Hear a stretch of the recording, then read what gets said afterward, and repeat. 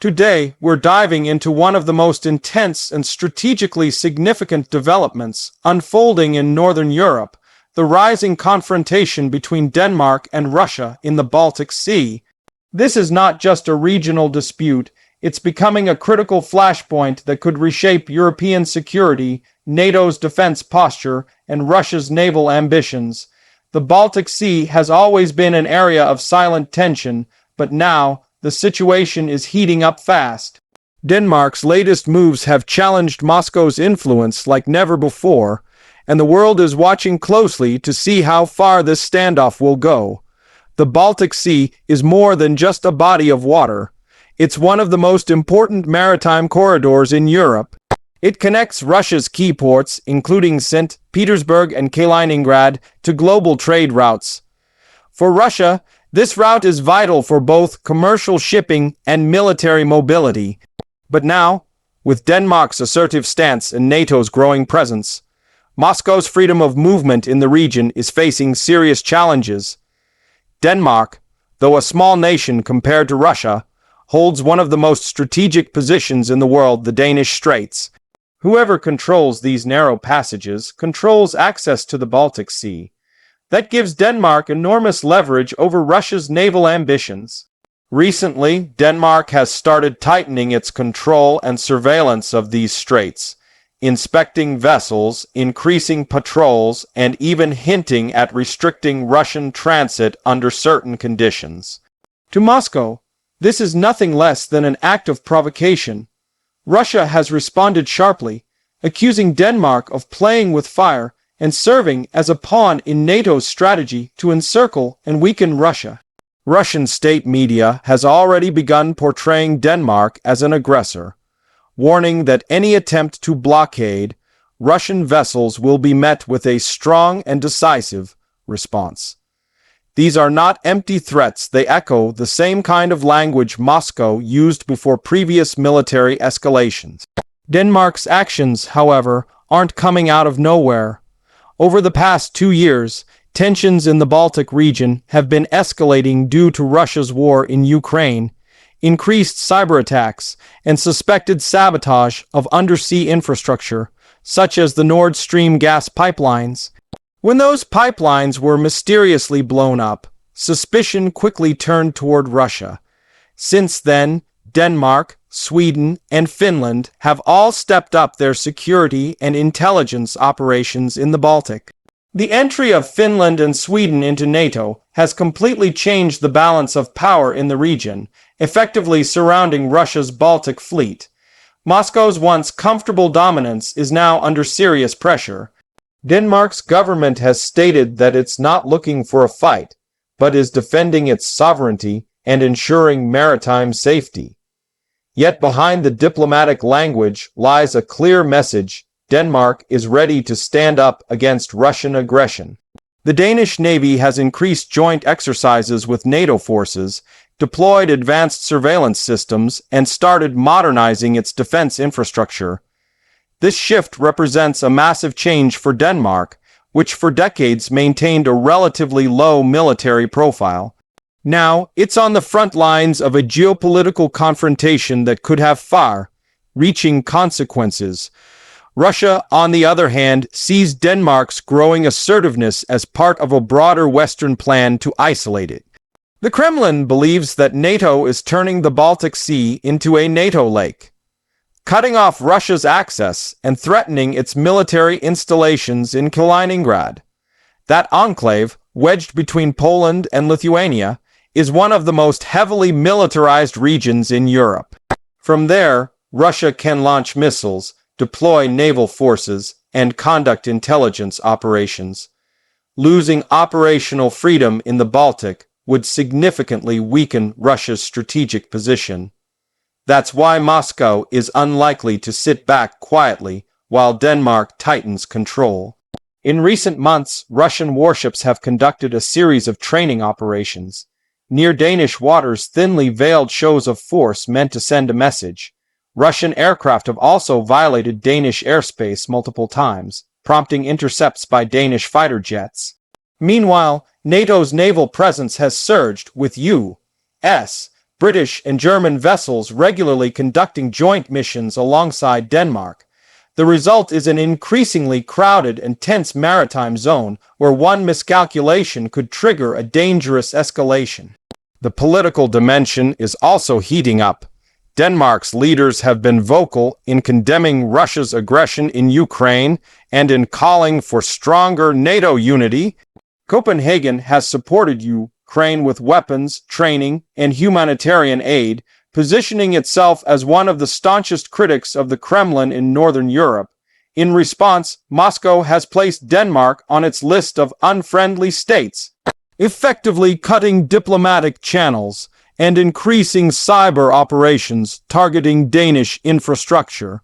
Intelligence reports indicate that Russian-linked hackers have been probing Danish energy networks and government databases, testing defenses in what many analysts describe as hybrid warfare tactics. The Danish public, once largely detached from military affairs, is now becoming more aware of the stakes. Recent polls show a growing number of Danes supporting higher defense spending and stronger cooperation with NATO. This shift in public sentiment is crucial, as it provides the political will for Denmark to sustain its new defense posture. The Danish government has committed billions to modernize its navy, strengthen coastal defenses, and expand intelligence capabilities. These investments are part of a broader NATO strategy to fortify the alliance's northern flank, an area once considered secure, but now at the heart of a potential flashpoint. At the same time, Russia is not standing still.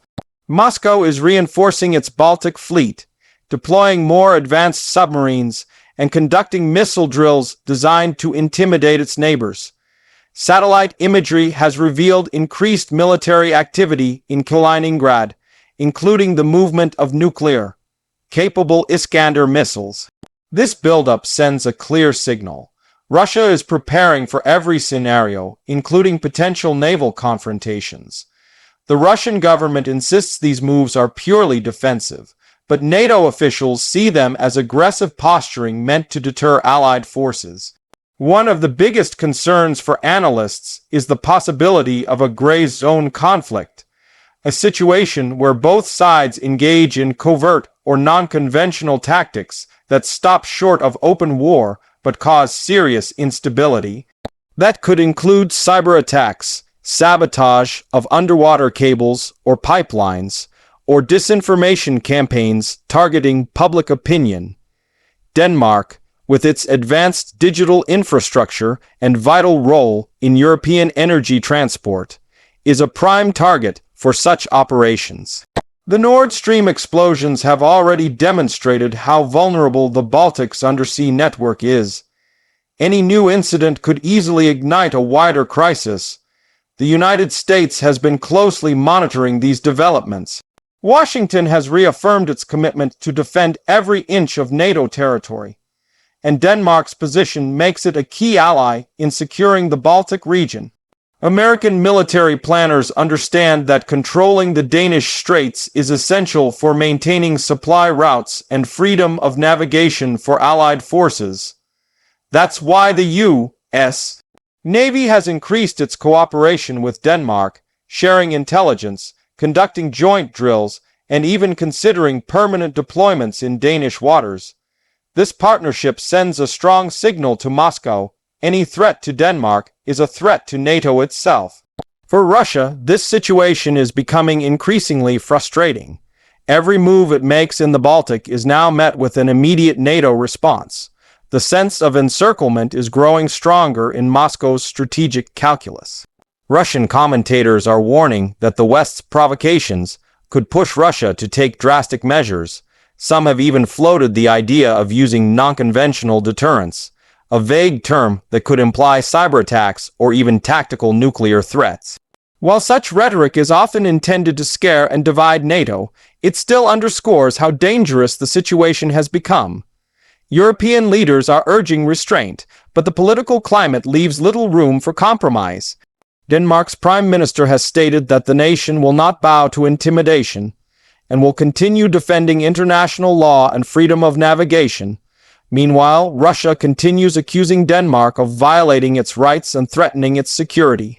The diplomatic dialogue has almost completely broken down. Every new naval exercise or airspace violation becomes another step toward confrontation. The Baltic Sea, once a symbol of cooperation and trade, is now turning into a militarized zone where mistrust dominates.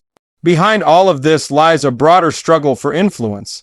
The Baltic region is no longer on the periphery of global politics, it's becoming one of the main theaters of great power competition. Control over sea lanes, energy routes, and strategic choke points is shaping the future of European security. For Denmark, standing firm in the face of Russian pressure is about defending sovereignty and maintaining the rules-based order. For Russia, pushing back against NATO encroachment is about survival and asserting its status as a major power. These opposing goals make a peaceful resolution increasingly difficult. The question now is how far each side is willing to go. Denmark is unlikely to back down, supported by its allies and confident in NATO's protection. Russia, isolated but defiant, might look for ways to escalate indirectly through cyber operations, propaganda, or maritime provocations. The danger is that one of these actions could spiral out of control. A single miscommunication at sea, a mistaken radar signal, or an aggressive maneuver could trigger a chain reaction that no one wants. That's why military experts are warning that the Baltic Sea is now one of the most dangerous flashpoints in the world. In the end, this confrontation is about more than ships and borders. It's about the future of Europe's security architecture.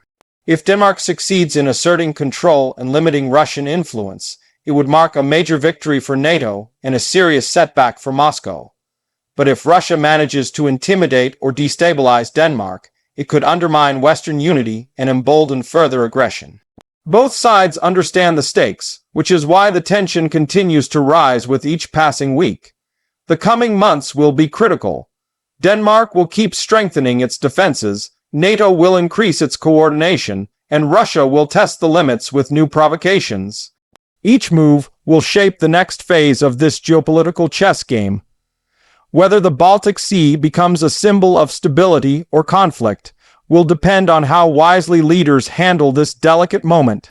One thing is certain: the Baltic showdown between Denmark and Russia has only just begun, and the outcome will echo far beyond the northern waters. Thanks for watching, and if you found this explanation insightful, don't forget to like the video, subscribe for more updates on global affairs, and share your thoughts in the comments below. The world is changing fast, and this story in the Baltic Sea could very well be one of the defining moments of our time.